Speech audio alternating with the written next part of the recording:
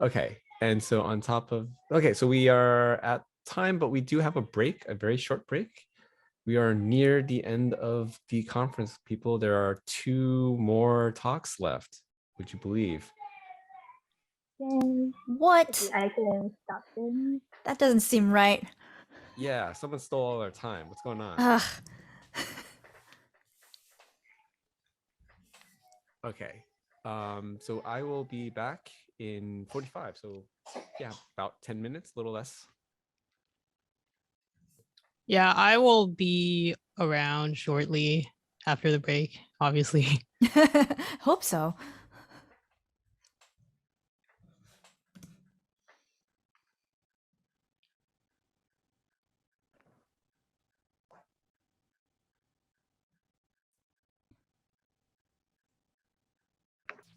Has anyone here worked on a team with a visual novel?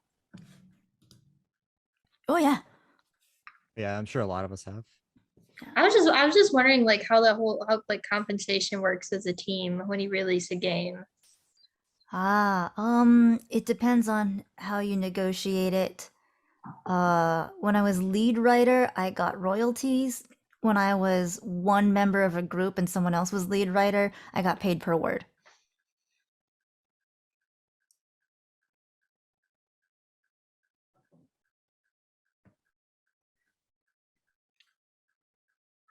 So it's basically going based on someone's rates then. Mm-hmm.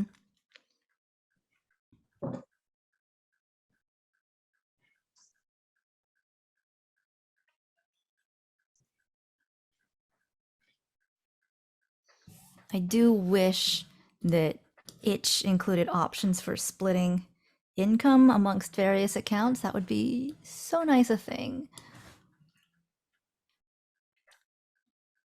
Yeah, I was just wondering how people like approach that because I like it, so far it's not bad being a solo dev, but it like thought of working with a team maybe one day or something would be interesting. Or I have a really good relationship with the artist that I'm working with right now. Mm-hmm. Maybe I don't think Steam has split income either. Someone can correct me on this if I'm wrong, but I don't think it does. Like the only payment provider I ever remember having split income was BMT Micro from back in the day.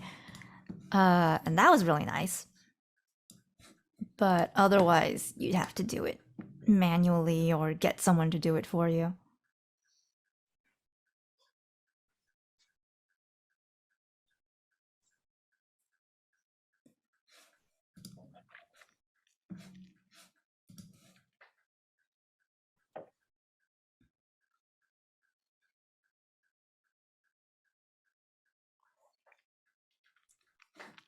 While we're on the topic of splitting things, I think some things I've done in the past. So this is quite a way going back. I think there was a UI artist where we did a trade.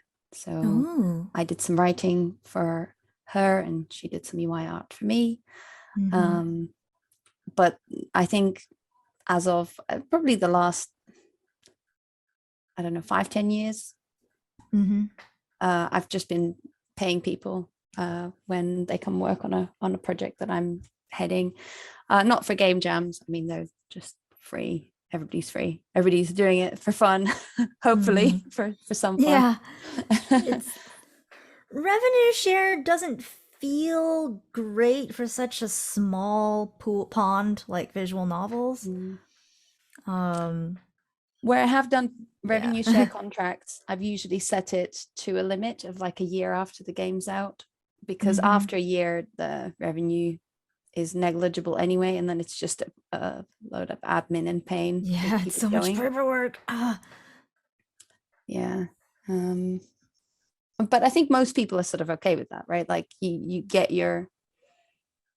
most of your fair share, and then for whatever it is worth maintaining, that whoever is maintaining it, whoever's sort of published it, I guess. Yeah, get paid for the work, get paid for the popularity on the front end. $50 they get, everything after that, they can have it. With the exception of like if you release it on new platforms. So that's what I've always said, like 1 year after release on a platform, if you release it on a new platform, then that gets reset. So Yeah. And even that, not infinite.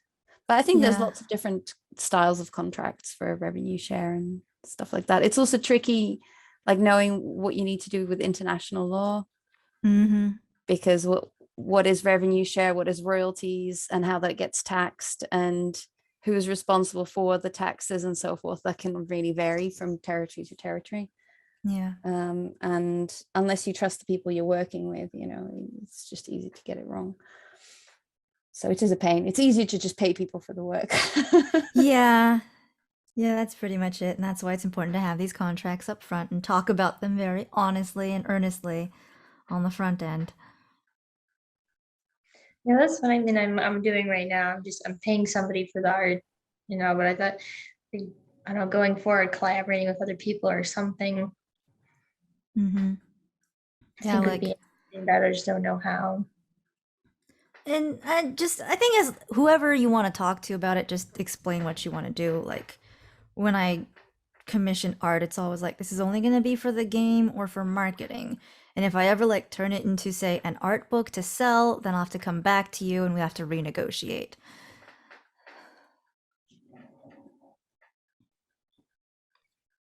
Yeah, I think it depends. It can really vary from Mm-hmm.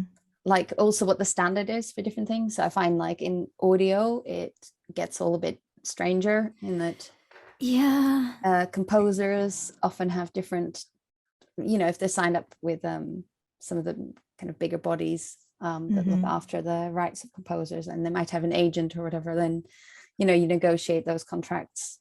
Yeah, because you're only based- licensing instead of buyout. Yeah, like anything. exactly. There's all kinds of things that then happen with that. And one thing that I also learned only recently is that voice actors, if they are with the Union.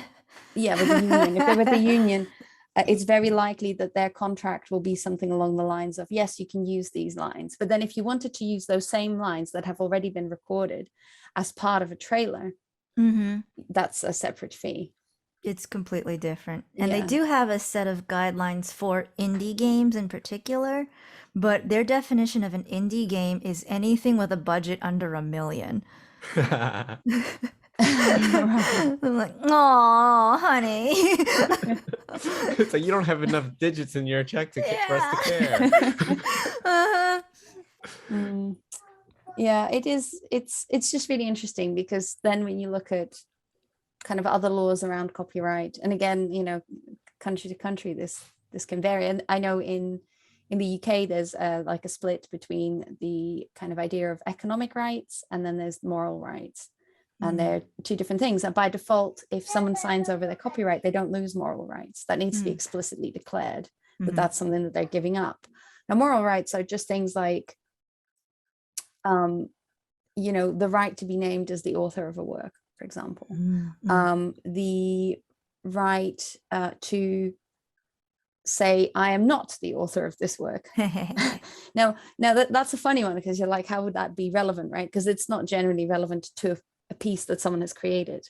But if someone was a ghostwriter, for example, they would give up that moral right in order for someone else to be able to claim that it is their work. So and that they are separate rights. Whereas I don't think that's the case in the States. I think in the States, it's all sort of as one. But you can negotiate kind of more of the particulars of it. Yeah. And it's the other thing that's interesting is the difference between employees and contractors. So an employee's work, by default, the work that they do, the copyright belongs to you as the employer, right? Whereas if it's a contractor, you've got to be really careful, because it's the other way around. Contractors by default own the copyright to their work, even if you've paid them for it. Yep. A friend of mine who is an employee at a game dev place cannot make his own games on the side because he's still employed by them, and the company will claim it as theirs. Oh yeah, my employer does that. Unless you need to get an exception, which they'll give, but you have to like get it. I mean, technically speaking, if you're not doing it on their time, they don't actually have a claim to it.